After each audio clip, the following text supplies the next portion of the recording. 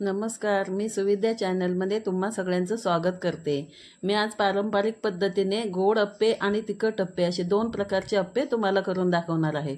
त्याच्यासाठी मी हे रात्रीच पीठ घेतले तांदळाचं आणि हे डाळ, चना डाळ, उडीद डाळ आणि मेथी याचं बॅटर तयार करून घेतले आणि ते तांदळाच्या पिठामध्ये कुस्करून घेते। हे असं एक जीव करायचं आहे त्याचा आणि चांगलं एकही गाठ पिठाची राहता नाही असं आपल्याला ते कुस्करून घ्यायचं आहे।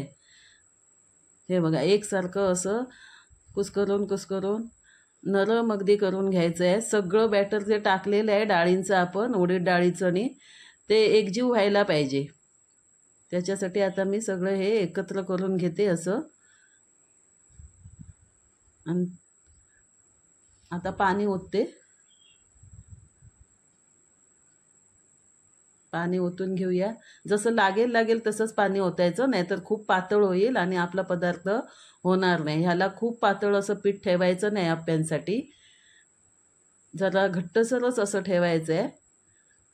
आणि हे रात्रभर आपल्याला ठेवायचं आहे। हे बघा एकसारखं असं ढवळून आपण घेऊया आणि त्याच्यातल्या गाठी मोडून टाकूया पिठाच्या।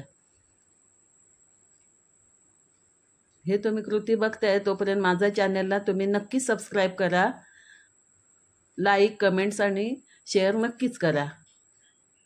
सगळ्या आपल्या गाठी अगदी तांदळाच्या पिठाच्या मऊसूत पीठ झालेलं आहे आणि सगळं एकजीव झालेलं आहे, डाळ, तांदळाचं ते बॅटर आणि पीठ।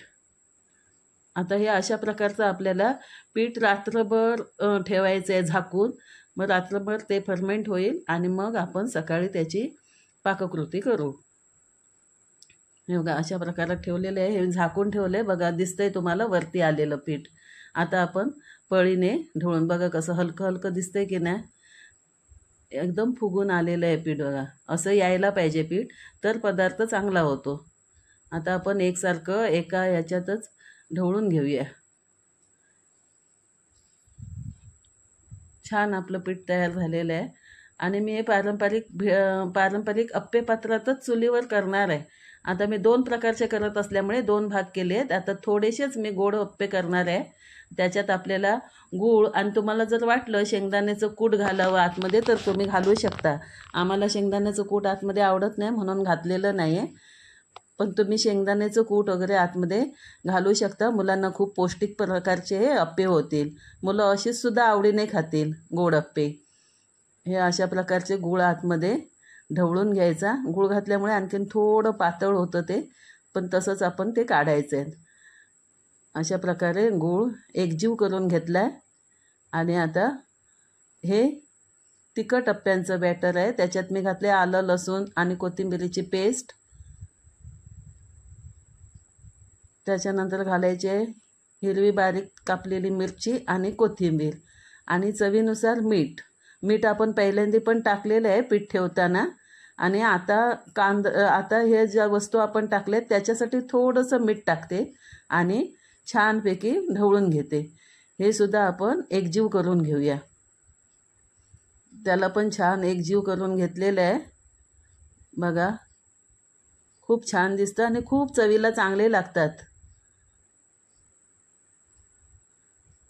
आता मी हे घेतलंय पारंपरिक पद्धतीचं, जुन्या पद्धतीचं हे अप्पे पात्र आहे लोखंडी। त्याच्यात तेल भरपूर घालायचं, नाही तर तेल नाही घातलं तर ते निघत नाहीत। तेल घालायचं, ह्याच्यातले अप्पे खूप खरपूस आणि छान लागतात। अशा प्रकारे प्रमाणात आपण सगळ्या आकारात त्या घालून घेऊया। अशा प्रकारे घालून घ्यायचं आणि वरती झाकण मारायचं। झाकण मारल्यामुळे वरून सुद्धा वाफून पटकन शिजतात। आता आपण परतून घ्यायचं आहे यांना। हे बघा कसे रंग बघा कसा दिसतोय, एकदम सोनेरी मस्त छान दिसतोय की नाही, खूप छान झालेत बघा। आता सगळे अशा प्रकारात आपण परतून घ्यायचे आणि दुसऱ्या बाजूने शेकून घ्यायचे। खूप करपवायचे नाहीत त्यांना। हे बघा आता छानपैकी सोनेरी रंग आलाय, काढून घेतलेत। हे गोड अप्पे आहे।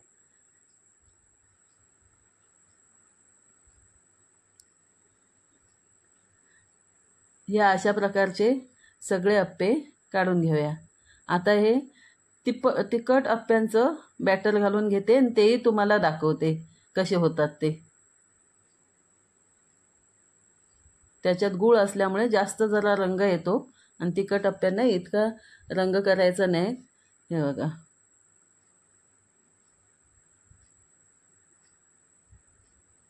हे अशा प्रकारे सगळे आपण अप्पे करून घ्यायचे. अप्पे घालताना प्रत्येक वेळीस थोडं थोडं तेल घालायचंच आहे, तरच ते अप्पे छान प्रकारात येतात. हे बघा, हे तिखट अप्पे आहेत. तिखट अप्पे सुद्धा अशाच प्रकारे करून घ्यायचे आहेत आणि खाताना चटणी बरोबर, खोबऱ्याच्या चटणी बरोबर खायचे आहेत. खूप असे सुंदर असे अप्पे आपले तयार झालेले आहेत. तुम्ही रविवारी स्पेशल म्हणून हा नाश्ता करू शकता, कारण थोडं ह्याला वेळ लागतो. आता बघा, हे कशा आतमध्ये सुद्धा एकदम मऊ मऊ स्पॉन्जी झालेले आहेत. तसेच हा गुळाचा अप्पा सुद्धा बघा खूप छान शिजलेत आणि खूप छान लागतात.